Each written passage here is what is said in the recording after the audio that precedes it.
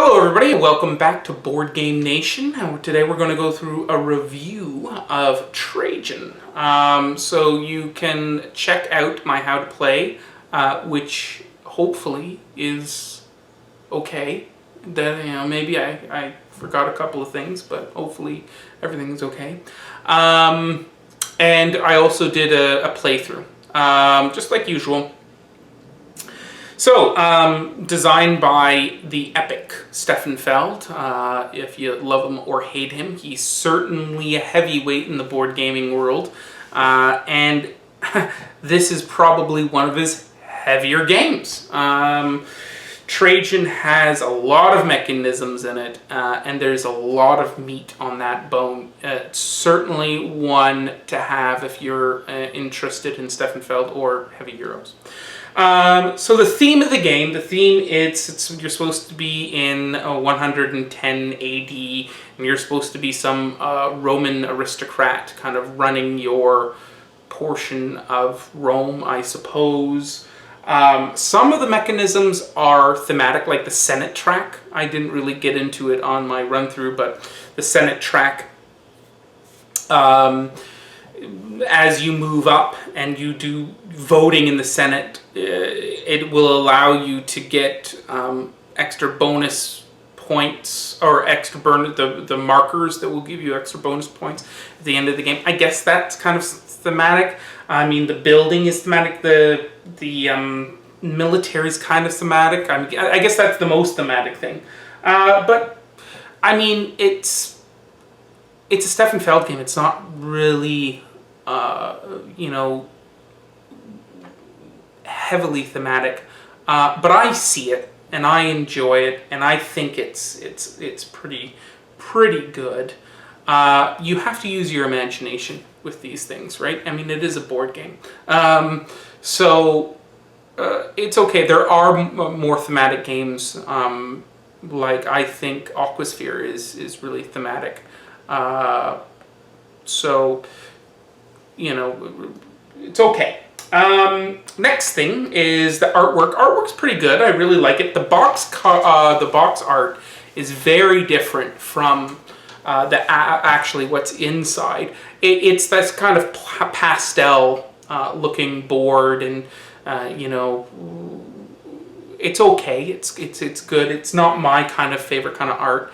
I do like that Imperial Settlers look. Ginkopolis has beautiful art as well. But it's okay. It's good. Mechanisms, well, all, I guess. I mean, the only thing it doesn't have is dice, and I wouldn't want dice because that would be like it has everything, right? I mean, it really focuses around the Mancala action. I'm okay, kidding here. And the choices that you have are numerous, but this game really puts your brain through the ringer. Like, you can play this game and you're exhausted, right? Like, you've been thinking for 2 hours or more straight. People with AP, don't play this game with them. Like, it's tough.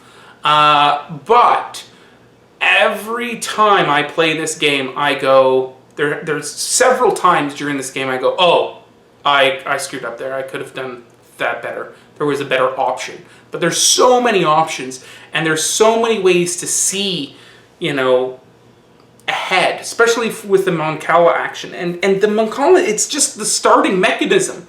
The actions themselves are complex and numerous and take time to evolve and all that kind of stuff. I would say the military, I do notice the military and the building, it has this finality to it where at the beginning of the game you're moving along and blah blah blah, but by the end of the game, quite a few people have been doing the military action or the building action, it's almost done, right? Like, there's not much there. You're kind of picking over the scraps. Where the cards are obviously there's huge deck of cards, and you can continue to just kind of mine that for points. Saying that, like, I mean, I'm not saying it's not balanced, because the building and the military, they're big point gatherers, but it does kind of tap out after a while, and you have to be aware if you and everybody else is going for military. Maybe you shouldn't go for military. Maybe you should focus on the cards and be that one guy that beats everybody because he was doing the strategy that nobody else was doing. And that's this kind of game. Like, you have to pay attention to what other people are doing. You have to pay attention to how those resources, how they're being divvied up, and is it going to run out throughout the game. There is a huge amount to love about the mechanisms in this game, and this is where this game really shines.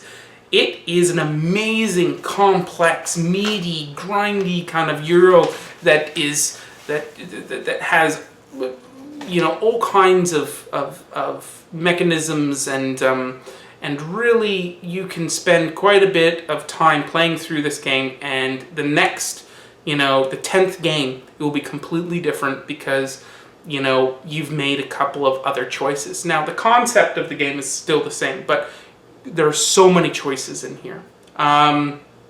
It is a dry Euro. People that,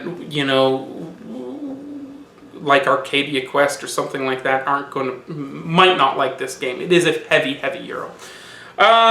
Depth of game. Well, I've already said that. It is probably one of the deepest Stefan Feld games out there. Most people would say it's one of his heaviest. Castles of Burgundy is a little bit lighter than this. That's the other one I was thinking of. Bora Bora, I would say, is up there. But I find this a little bit more complicated than Bora Bora. There are a few games out there that are heavier than this, but not many. I even think that this is heavier than Nations, and that's a heavy game. But there's more mechanisms in here. There's a lot more to remember on how it all works together. It works fluidly. It works well. It's not like you're going to forget a whole bunch of rules. It's just there's a lot, and you have to think about it all to play well. Things I like. I absolutely love this game. Okay, this is the reason why I enjoy Stefan Feld games so much. It is so packed full of good decisions, and I really enjoy kind of building up and those actions where you kind of do an action and then you see, and then I can do this, and this, and you see that suddenly. You didn't see it before, but suddenly you see this great, kind of bang boom action that has multiple phases to the action, and you get a lot done. That's a great feeling. I love doing that. It's super. There's a couple other games that do it a little bit better in my experience. But this is great. This is my wife's favorite Stefan Feld game, and probably one of her favorite games of all time. And I really think it's that Mancala action. She really kind of gets into it and pre-thinks her movements, 5 moves in advance, and you can see it when somebody, does something that she wants. She's like, she gets really upset. So, but she likes it. She enjoys it. Things I don't like about it, I don't know. The rule book is okay. I really enjoy the rule book. I wish, like in Bora Bora, they have that side column where they kind of give the quick rules. I wish they kind of did that, but that's a minor complaint. The art, I'm okay with the art. It's not my favorite art. Components are great. They're great for a board game. There's really nothing that I dislike about this game. It's very deep. It's very interesting. I wouldn't want to add to it. I don't think this is not a game that you get an expansion for, right? So there's already quite a bit there. Oh, ranking. Well, ranking is a little difficult. Once it gets up this high, I tend not to give them, I split the rating. So right now, Trajan, I think, is a 9.8 out of 10, which means that it is an amazing game, doesn't have really any flaws. It's not one of my all-time favorite because, well, then every game would be my favorite game, and that wouldn't really work all that well. So, it just has a little drop, just to keep my favorite games on one shelf. So there you go. I hope I was informative. I hope you check out a Trajan, and I hope you check out more Board Game Nation. You can always check out my YouTube channel. There's lots of videos up there, and always, if you want, you can subscribe to my channel. Thank you very much.